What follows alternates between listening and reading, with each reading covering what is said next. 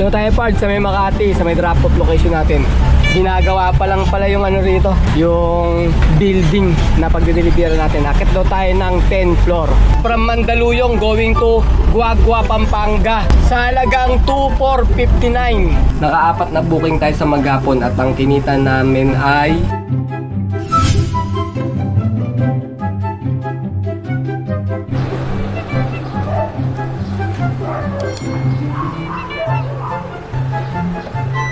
Sir, ano? Lexaron Marketing. Pick up kami. Order number 1102. Good day mga pards. Today is another booking day na naman tayo. April 11 ngayon, Thursday. Nandito na kami mga pards sa may first booking natin. Dito tayo mag-pick up ng styrofoam. Ito pala yung booking natin. From Bagbag going to Makati sa halagang 841. Yung layo ng pick up natin kanina ay 4.3 kilometer. Ano pards? Malinipis lang pala yan.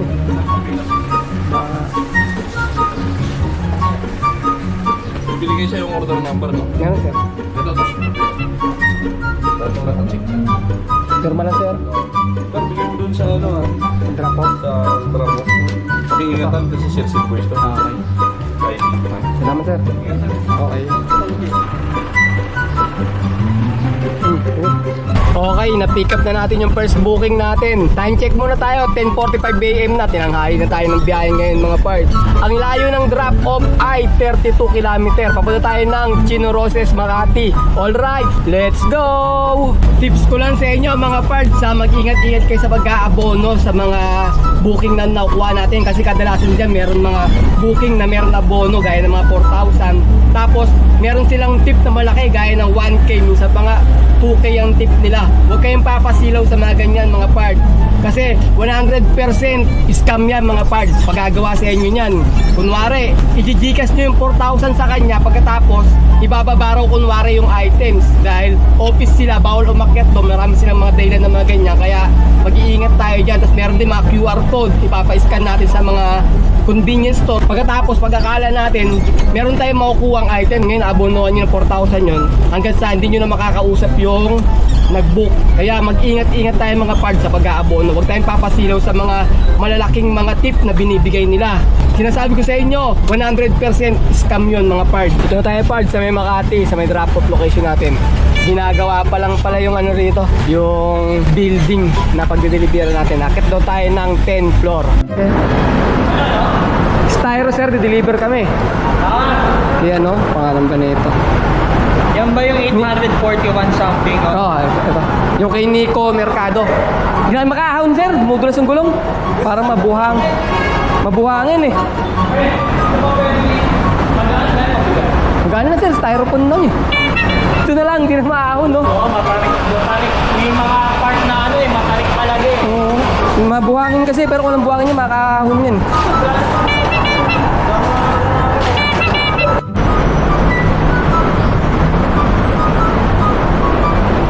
Okay, sige, salamat sir. Ito pala yung second booking natin mga parts. Makati from Makati, malapitan lang to. Sa halagang 370. Yung layo ng pick up namin kanina ay 1.3 kilometer lang. Pick up to mga parts. Sir, meron ano ba dyan sir? dito na lang yan. Tanong na lang sa customer service. Saan po? Ma'am, lalamog po. Kay edit is, wala, hindi kilala, hindi. Tuwag ako na lang ma'am. Tawag na sir, pwede yung contact person kay Wilcon. Sige ma'am. Hello. Ay, good afternoon ma'am. Lalamog po. Yes ma'am. Hindi sa may Wilcon ma'am. Pasong tamo. Hindi ma'am. Nasa may entrance ako ma'am. Third floor ma'am. O sige, tanong ko sa guard ma'am. Sige po.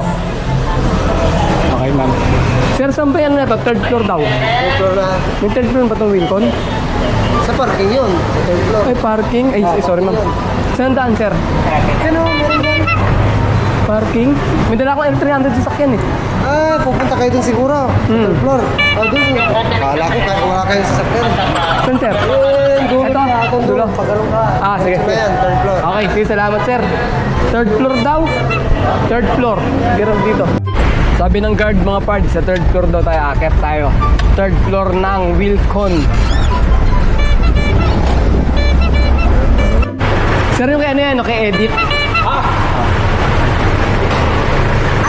Ay, sige ma'am. Kaya lang, ano na lang tayo kasi Convoy na lang ma'am. O sige ma'am, sundan ko na lang kayo ma'am. Kaya naman naman yung talayaan nila, yung papuntang Ay, opo. Ganun direction namin. Doon sir. Sembo kami, Sembo. Sa Sembo kayo? Sembo. Alam mo yung Makati Science, diba? Yung tayo doon. Okay. okay lang ba yan? Naka-slanting? Okay lang ma'am, ganyan yung pagkasampa namin yung pagkano. Nag-pick up din kami ng ganyan ma'am, ganyan talaga. Ayos yan. Okay. Okay. Sige ma'am. Okay mga pards, na-pick up na natin yung second booking natin. Ang layo ng drop-off ay 6.6 km. Alright, let's go!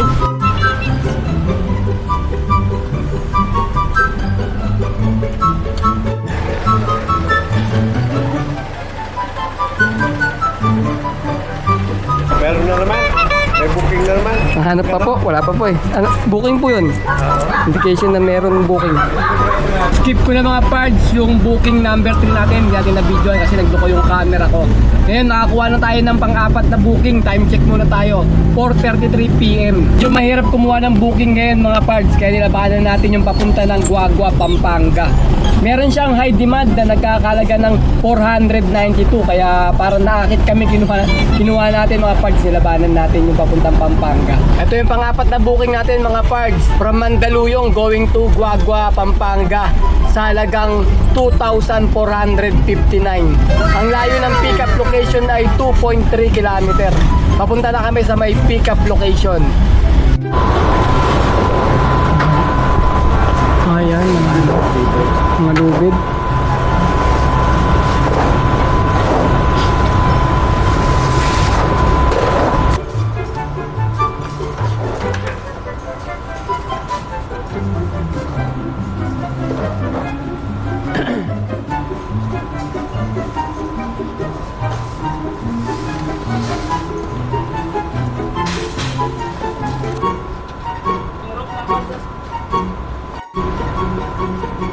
Doon na yung bayad niyan sir, no? Sa drop-off na lang. Doon na, sige. Salamat sir. Sige, salamat.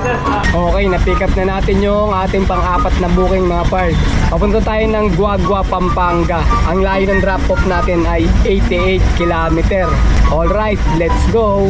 Yan mga parts, traffic talaga. Tingnan ko sa may map natin. Abot na to hanggang SM North na yung traffic. Ay, grabe. Dumaan tayo ng NDEC, Smart Connect mga parts. Time check tayo, 6:27 PM. Gabi na naman. Alright, mamaya update ko kayo pag nasa may drop-off location na kami. Ganyan tayo. Ayun na.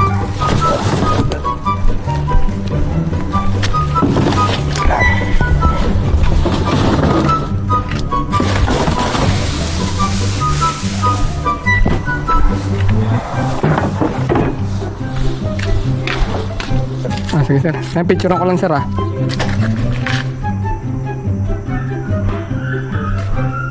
sir. Salamat sir Okay mga pards, income reveal ulit tayo ngayon. Magkano ba ang kinita namin sa araw na to? Nakaapat na booking tayo sa maghapon at ang kinita namin ay 3,335 mga pards. Ngayon sa 3,335 ay bawasan natin ng 1,000 na diesel at 200 na pangkain. Bali 1 to yun mga pards.